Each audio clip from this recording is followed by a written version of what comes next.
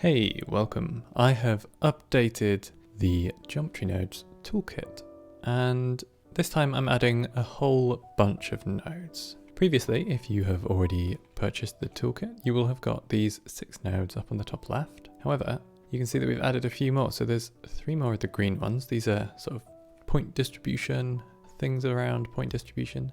However, we now have stuff to do with generators as well. So we've got things like custom line segment, 3D grid, circle. We've got an ellipse, cylinder, spiral, and Phyllotaxis. Then we've got a few Bezier ones.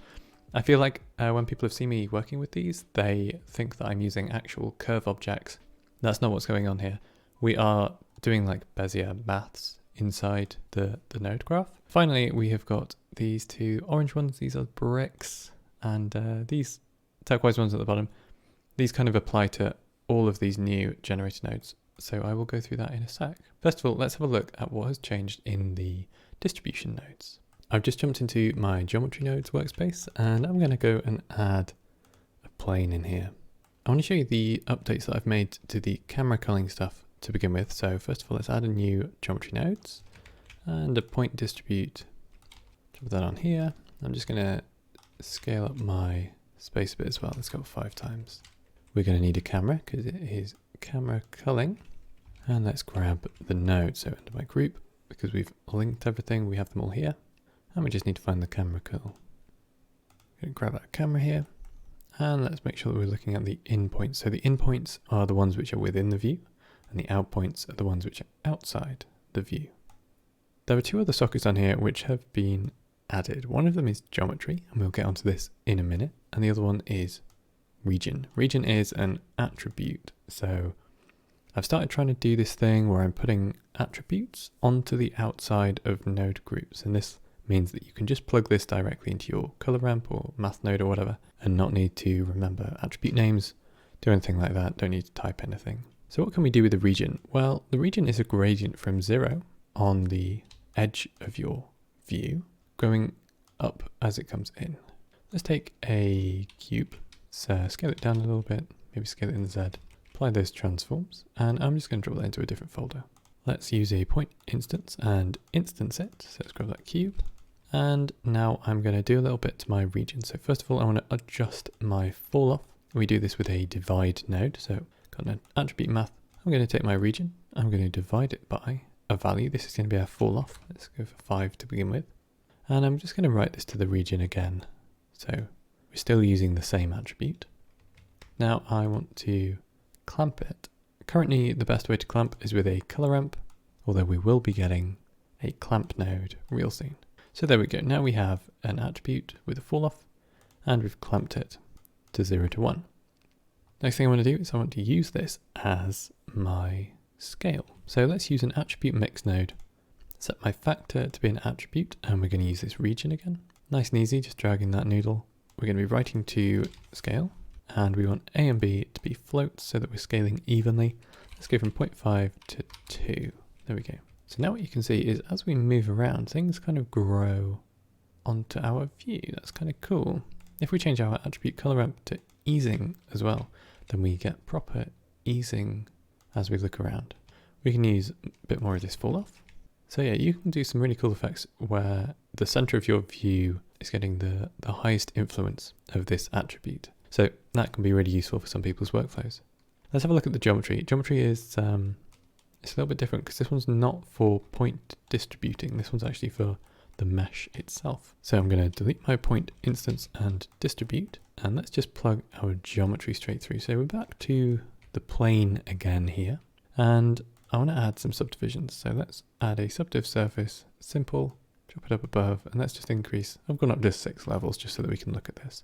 Now we're going to be using one of the other nodes that we've made. So this is one specific to version 0.2, and this would be the mesh mask node. So this works with the geometry. This is why we now have a geometry output. Now instead of plugging the region into here, what we actually want to do is select a vertex group that we're wanting to use. We're basically painting this region onto a vertex group, right? So let's add a vertex group. I'm going to call it mask, and then I'm going to write mask into my vertex group there. And that's all we need to do for the nodes. But in the modifier stack, what we can do is we can add a mask modifier look at the mask group, and now you can see that as we look around, we are actually culling the mesh itself.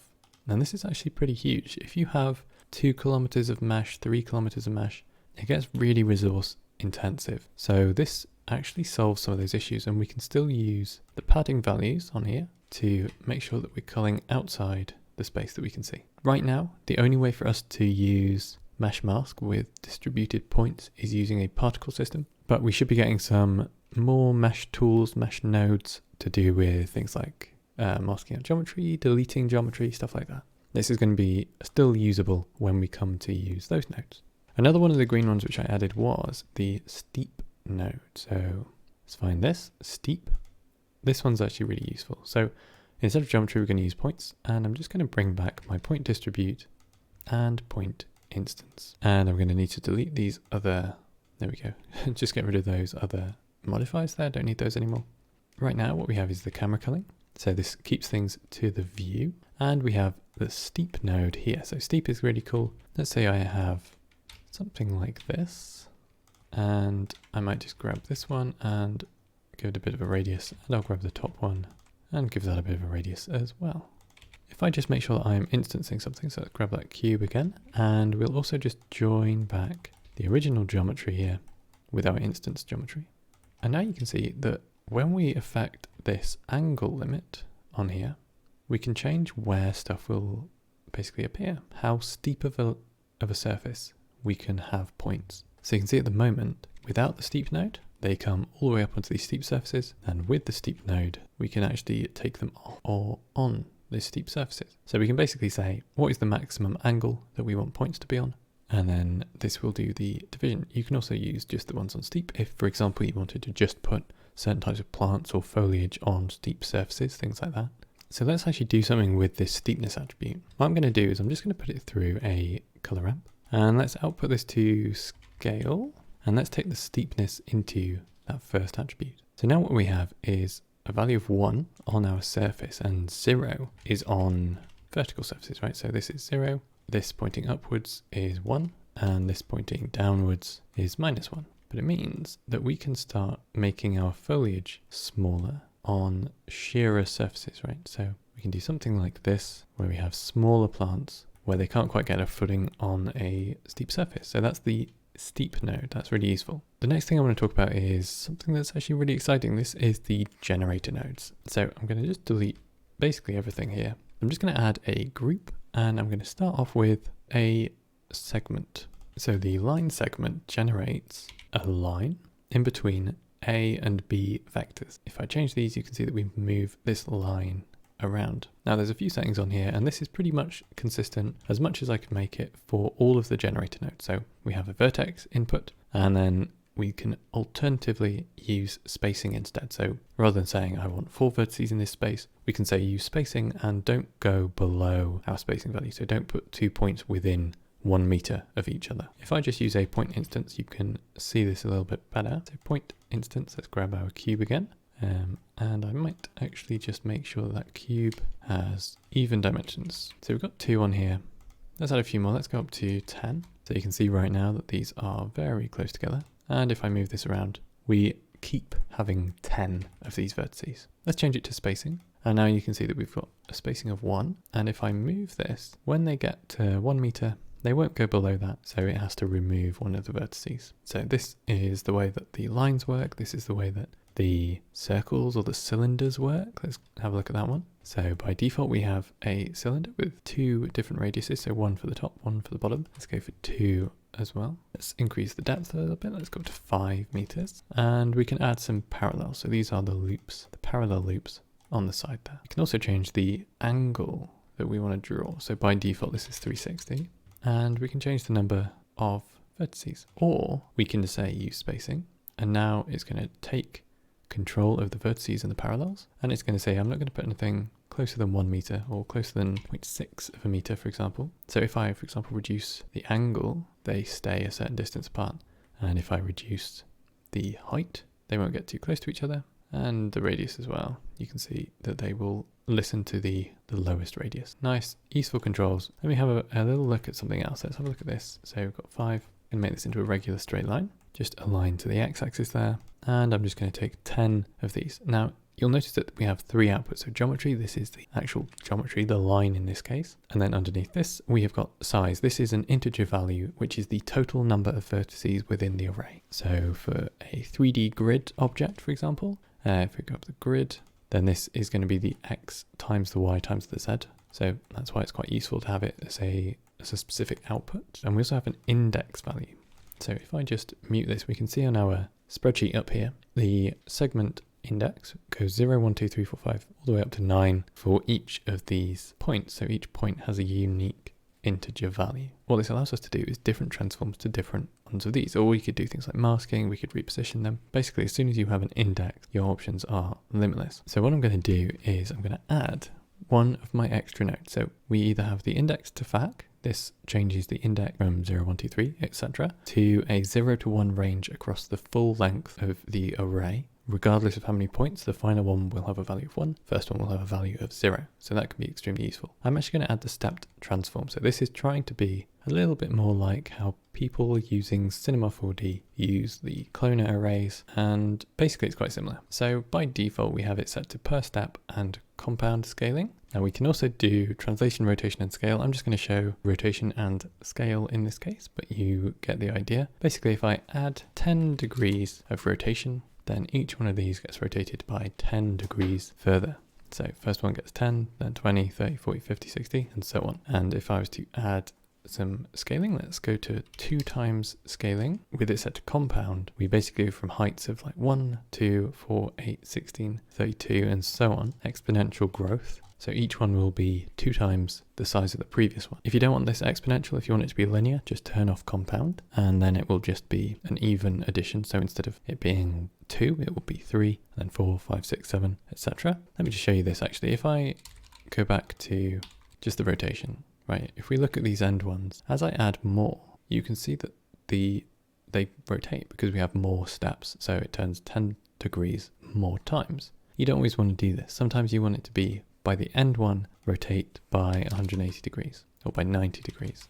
So in this case, we can turn off the per step, and now any transform in here will be the transform of the final one in the array, and everything else will just be a linear interpolation of that. So you can see as we move along here that we don't change that final transform, we just have more resolution for the in-between steps. So there's a few other nodes. We have faux Beziers. They're not real Beziers, but they're pretty cool. So if I just add, for example, 3 empties here, add, and then if I just pull my empty locations, I mean, this is just doing maths, right? And it requires you to add handles. There's 2 types of Bezier nodes. There's Beziers which have an O suffix, like this one, which means object. And there's Beziers which have V suffixes, like this one, which contains vectors. So it depends if it wants an object or a vector. One that might come in useful for some people is the Bezier Surface. Well, I'm hoping that all of them do, but the Bezier Surface will allow you to basically draw a grid.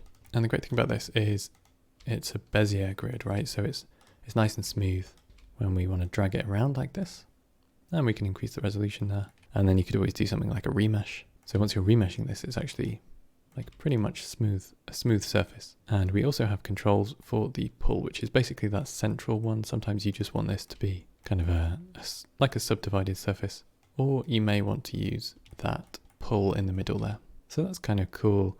I think all of these nodes are kind of cool. I'm really happy with how they came out. I think there's a lot of utility in them. Let's have a look at one of the brick ones. Let's grab might as well have a look at both actually. So let's grab brick arc there at the bottom, and there should also be brick straight. There we go. So we've got 2 brick nodes here, and they really like to have a collection with a brick in it. I'm just gonna, for ease, I'm gonna make this the right size. So 0.3, 0.15, and 0.1.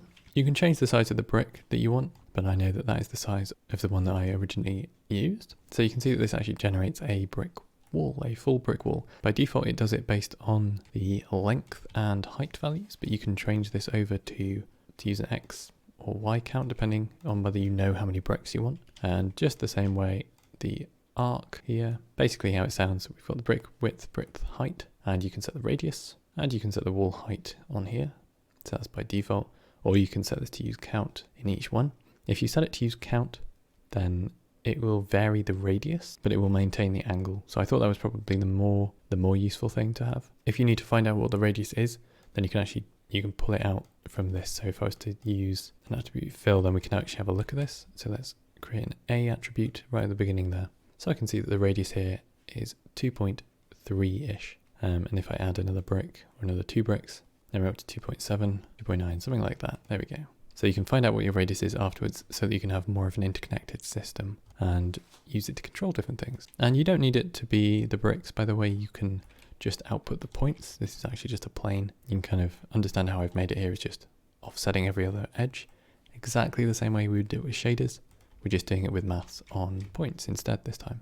Finally, the node that everybody has been waiting for is the Phyllotaxis node. What is Phyllotaxis? Well, Phyllotaxis is the way that plants grow. If I just bring this up a little bit, you can see that there. So basically a very compact spiral. And if we change our base, we get different types of spirals. It's kind of cool one right there. So we've got a few settings on here. Again, size index. This one has a fall off, which is just a gradient from 0 at the middle to 1 at the outside edge. And it will adjust depending on your radius. A lot of stuff you can do with this one. There we go. So this is the pack. Hopefully that was kind of informative. There's so much you can do with it. Geometry nodes is getting so powerful. So I would definitely recommend that you jump in. The pack is, I think, $5 on Gumroad or maybe $6 on Blender Market if you want. So links are down in the description. Something I will say is there is documentation with this pack. If you're not sure of how something works, have a look at the documentation. So I've put in a lot of time just to make sure that this is thorough and talks about every single node and what it does. And there are examples at the end here. If you want to know how the Phyllotaxis node works and how you can use it, then here is an example showing how to make a specific thing, this little dense bush, with the exact setting that I used. Thanks for sticking around, and I hope to see you soon.